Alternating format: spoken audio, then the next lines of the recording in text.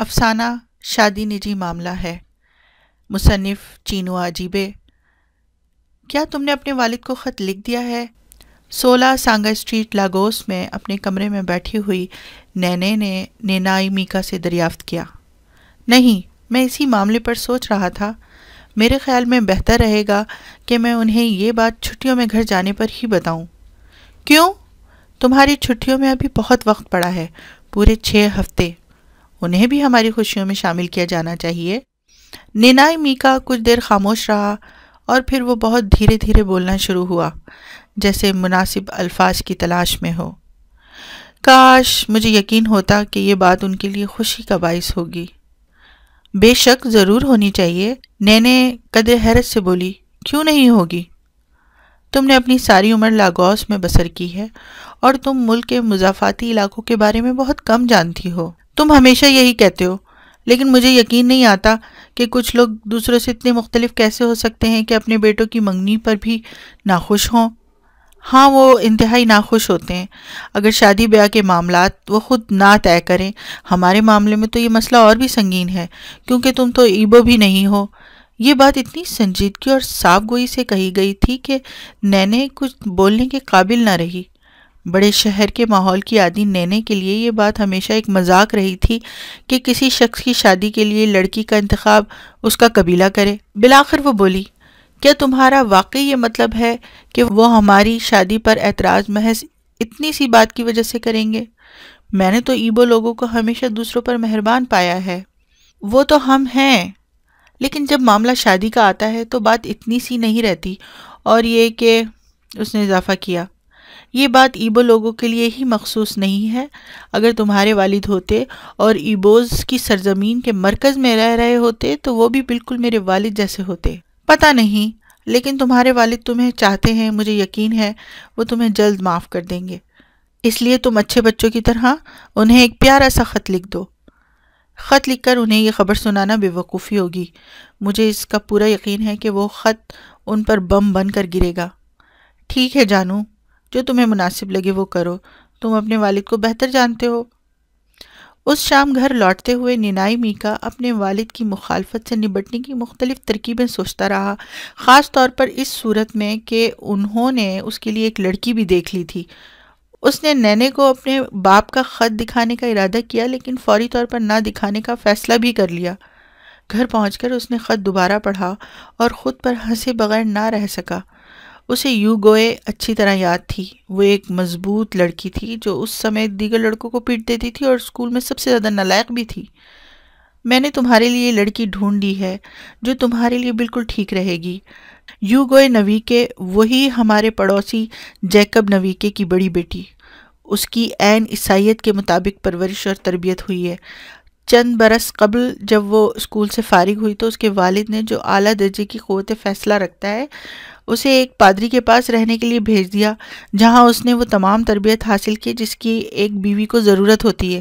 اسے اتوار کے اتوار پڑھانے والے استاد نے مجھے بتایا ہے کہ وہ انجیل فرفر پڑھتی ہے۔ جب دسمبر میں تم گھر آؤ گے تو ہم ان سے بات چیت کا سلسلہ آگے بڑھائیں گے۔ لاگوس سے واپس آنے کے دوسرے دن شام میں نینائی میکا اپنے والد کے ساتھ دار چینی کے درخت کے نیچے بیٹھ گیا جو پاس ہی میں تھا۔ وہ جگہ بوڑھے کی جائے پناہ تھی۔ جب خشک دسمبر کا سورج ڈوب جاتا اور تازہ ہوا پتوں سے سرسراتی اترتی تو وہ وہاں جا کر انجیل پڑھتا تھا۔ ابا جی، نینائی میکا اچانک بولا، میں آپ سے معافی مانگنے آیا ہوں۔ معافی کس بات کی میرے بیٹے؟ اس نے حیرت سے دریافت کیا۔ شادی کے معاملے میں۔ کس شادی کے معاملے میں؟ میں یہ کہنا چاہتا ہوں کہ میرا مطلب ہے کہ میرے لیے نویکے کی بیٹی سے شادی کرنا ناممکن ہے۔ ناممکن؟ کیوں؟ اس کے باپ نے استفسار کیا۔ مجھے اس سے محبت نہیں ہے۔ کسی نے نہیں کہا کہ تم محبت کرو، تم کیوں کرنا چاہتے ہو؟ اس نے پوچھا۔ شادی آج کل ایک مختلف دیکھو میرے بیٹے، اس کے باپ نے مداخلت کی، کچھ بھی مختلف نہیں ہے۔ ایک شخص اپنی بیوی میں اور کیا چاہتا ہے؟ ایک اچھا کردار اور عیسائی پس منظر۔ نینائی میکا کو معلوم ہو گیا کہ ان دلائل کے ساتھ امید رکھنا بیکار ہے۔ وہ مزید بولا، میں نے ایک لڑکی سے منگنی کر لی ہے جس میں یوگوئے جیسی تمام خوبیاں موجود ہیں، اور جو اس کے باپ کو اپنے کانوں پر یقین نہیں آیا۔ کیا کہا تم نے؟ اس نے دھیمے اور پریشان لہجے میں پوچھا۔ وہ ایک اچھی عیسائی ہے، اس کے بیٹے نے بات جاری رکھی، اور لاگوس میں لڑکیوں کے اسکول میں ٹیچر ہے۔ کیا کہا تم نے؟ استانی؟ اگر تم اسے ایک اچھی بیوی کا معیار سمجھتے ہو تو نینائی میکا، تمہیں پتہ ہونا چاہیے کہ کوئی عیسائی عورت نہیں پڑھاتی۔ سینٹ پال کونتھیان کے نام اپنے خط میں کہتا ہے کہ عورت کو خاموش رہنا چاہیے۔ وہ آہستگی سے اپنی نشست سے اٹھے اور ٹہلنے لگے۔ یہ ان کا محبوب موضوع تھا۔ وہ ان پادریوں کی پرجوش مذمت کرتے تھے جو اپنے اسکولوں میں خواتین اساتذہ کی حوصلہ افزائی کرتے تھے۔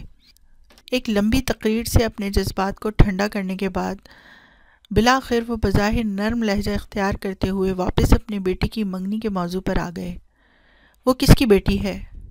وہ نینے اتانگ ہے۔ کیا؟ ان کی نرمی ایک بار پھر جاتی رہی۔ کیا تم نے نینے اتانگ کہا؟ اس کا کیا مطلب ہے؟ کالا بار کی نینے اتانگ، میں صرف اسی سے شادی کر سکتا ہوں۔ یہ بہت سخت جواب تھا، اور نینائی میکا کو اندازہ تھا کہ اس سے طوفان برپا ہو سکتا ہے، لیکن ایسا ہوا نہیں۔ بس اس کا باپ اپنے کمرے میں چلا گیا۔ یہ امر نینائی میکا کے لیے انتہائی غیر متوقع اور پریشان کن تھا۔ اس کے باپ کی خاموش دھمکی آمیز تقریر کے سیلاب سے کہیں زیادہ خطرناک۔ اس رات بوڑھے نے کچھ کھایا بھی نہیں۔ اگلے دن اس کے باپ نے اسے منانے کے لیے ہر ممکن کوشش کی، لیکن نوجوان کا دل سخت ہو چکا تھا۔ آخرکار اس کے باپ نے سمجھ لیا کہ جیسے اس کا کوئی بیٹا تھا ہی نہیں۔ بیٹا، تمہیں صحیح اور غلط میں فرق سکھانا میرا فرض ہے۔ شیطان نے یہ خیال تمہارے ذہن میں ڈال کر دراصل تمہاری شہرک کاٹ ڈالی ہے۔ باپ نے یہ کہہ کر بیٹے کو جانے کا اشارہ کیا۔ ابا جان، جب آپ نینے سے ملیں گے تو اپنے خیالات بدل لیں گے۔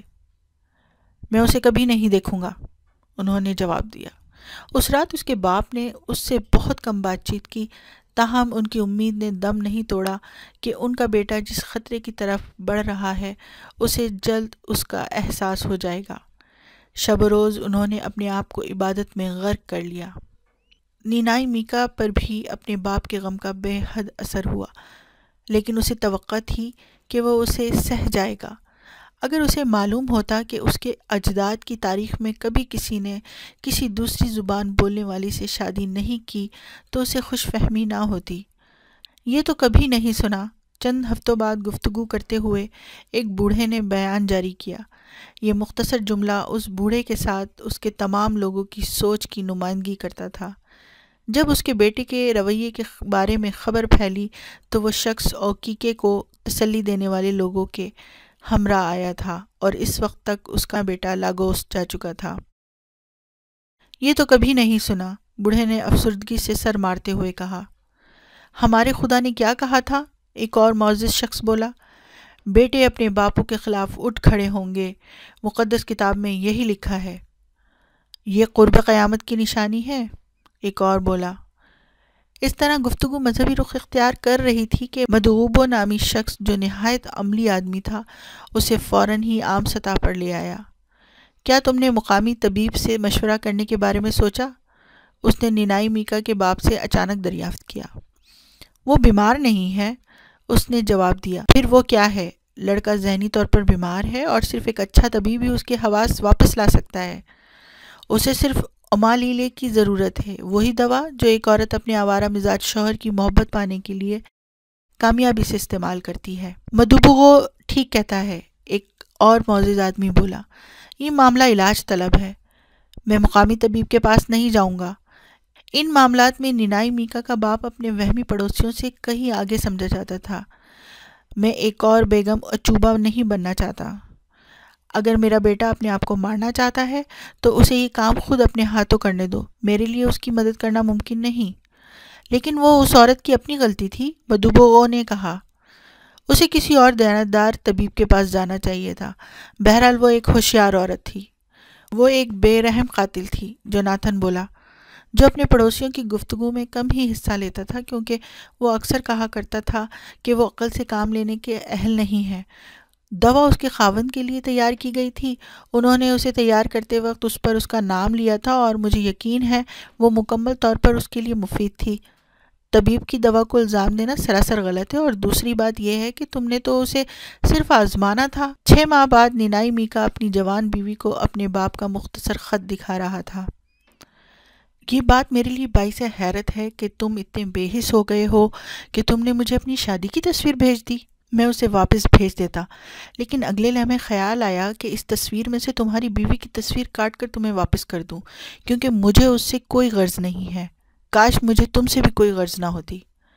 جب نینے نے وہ خط پڑھا اور پھٹی ہوئی تصویر کو دیکھا تو اس کی آنکھیں آنسوؤں سے بھر گئیں۔ وہ سبکیاں لینے لگی۔ میری جان، رو مت، اس کا خاوند بولا۔ بنیادی طور پر وہ اچھی فطرت کے مالک ہیں اور ایک دن وہ ہماری شادی سے راضی ہو جائیں گے، لیکن برسوں بیت گئے اور وہ ایک دن نہیں آیا۔ 8 سالوں تک اوکیکے کو اپنے بیٹے نینائی میکا سے کوئی غرض نہیں رہی۔ اس نے صرف 3 بار، وہ بھی جب نینائی میکا نے گھر آنے اور چھٹیاں گزارنے کی اجازت مانگی، اسے خط لکھا۔ میں تمہیں اپنے گھر میں نہیں رکھ سکتا، ایک موقع پر اس کے باپ نے جواب دیا۔ مجھے اس میں کوئی دلچسپی نہیں ہے کہ تم اپنی تعطیلات کہاں اور کیسے گزارتے ہو۔ نینائی میکا کی شادی سے نفرت اس کے چھوٹے سے گاؤں تک محدود نہیں رہی۔ لاگوس میں اس کے قبیلے کے کام کرنے والے لوگوں میں اس نے اپنا روپ مختلف انداز میں دکھایا۔ جب وہ باہم اکٹھے ہوتے تو ان کی خواتین نینے سے دشمنی پر نہ اترتیں، بلکہ وہ اسے بے حد عزت اور توقیر سے نواز کر اسے جتلا دیتیں کہ وہ ان میں سے نہیں ہے۔ تاہم جوں وقت گزرتا گیا، نینے نے دھیرے دھیرے نفرت کے اس حصار کو توڑ ڈالا اور ان میں سے بہت سو کو دوست بنا لیا۔ آہستہ آہستہ اور نہ چاہتے ہوئے بھی انہوں نے تسلیم کرنا شروع کر دیا کہ وہ اپنا گھر ان سے زیادہ بہتر سنبھال سکتی ہے۔ وقت کے ساتھ ساتھ کہانی ایبو علاقے کے مرکز میں واقع اس کے چھوٹے سے گاؤں تک پہنچ گئی کہ نینائی میکا اور اس کی بیوی ایک بہت مثالی جوڑا ہے، لیکن اس کا باپ ان چند لوگوں میں سے ایک تھا جو اس بارے میں کچھ نہیں جانتے تھے۔ جب کوئی اس کے سامنے اس کے بیٹے کا نام لیتا تو وہ اشتعال میں آ جاتا، لہٰذا ہر شخص اس کی موجودگی میں اس کے تذکرے سے گریز کرتا۔ سخت ذہنی تگ و دو کے بعد وہ اپنے بیٹے کو اپنے دماغ سے کھرچ پھینکنے میں کامیاب ہو گیا تھا۔ کشمکش نے اسے ادموا تو کر دیا تھا، لیکن وہ زندہ اور کامیاب رہا تھا۔ ایک روز اسے نینے کی طرف سے خط ملا جس پر اس نے بددلی سے نظر ڈالنا شروع کی کہ اچانک ہی اس کے چہرے کے تاثرات بدل گئے اور وہ اسے غور سے پڑھنے لگا۔ ہمارے دونوں بیٹوں کو جب سے یہ معلوم ہوا ہے کہ ان کا دادا بھی ہے تو وہ اس کے پاس جانے کی ضد کرنے لگے ہیں۔ میرے لیے انہیں یہ بتانا ممکن نہیں ہے کہ آپ ان سے ملنا نہیں چاہتے۔ میں آپ سے التجا کرتی ہوں کہ نینائی میکا کو یہ اجازت دے دیں کہ وہ اگلے مہینے تعطیلات میں تھوڑے عرصے کے لیے انہیں گھر لے آئے۔ میں لاگوس میں ہی رہوں گی۔ بوڑھے نے فوراً محسوس کر لیا کہ جو دیواریں اس نے برسوں میں تعمیر کی تھیں گر گئی ہیں۔ وہ اپنے آپ سے کہہ رہا تھا کہ اسے پسپا نہیں ہونا چاہیے۔ اس نے تمام جذباتی کشمکش کے سامنے اپنے دل کو فولاد بنانا چاہا۔ اس کے اندر ایک نئی جنگ چھڑ گئی۔ وہ کھڑکی پر جھک کر باہر دیکھنے لگا۔ آسمان گہرے سیاہ بادلوں سے بھرا ہوا تھا اور زور کی آندھی چل رہی تھی جس نے ہر طرف دھول اور خشک پتے اڑائے ہوئے تھے۔ یہ ان نادر موقعوں میں سے ایک تھا جب قدرت انسانی جھگڑوں میں شامل ہو جاتی ہے۔ جلد ہی میںہ برسنے لگا۔ سال کی پہلی بارش ہونے لگی۔ گرج چمک کے ساتھ بڑے بڑے قطرے نیچے گر رہے تھے جو موسم کی تبدیلی کا اشارہ تھے۔ اوکیکے کوشش کر رہا تھا کہ وہ اپنے دونوں پوتوں کے بارے میں نہ سوچے، لیکن وہ جانتا تھا کہ اب وہ ایک ہاری ہوئی جنگ لڑ رہا ہے۔ اس نے ایک پسندیدہ گیت گنگنانے کی کوشش کی، لیکن موٹے موٹے قطروں کی ٹپاٹپ نے ردھم توڑ دیا۔ اس کے ذہن کی کارستانیوں نے اسے تصور میں دکھایا کہ اس کے گھر کے باہر وہ بے رحم موسم میں افسردہ اور لاچار کھڑا ہے۔ اس رات اسے پچھتاوے کی وجہ سے بہت کم نیند آئی اور اسے یہ مبہم ڈر لگ رہا تھا کہ وہ ان سے ملے بغیر مر جائے گا۔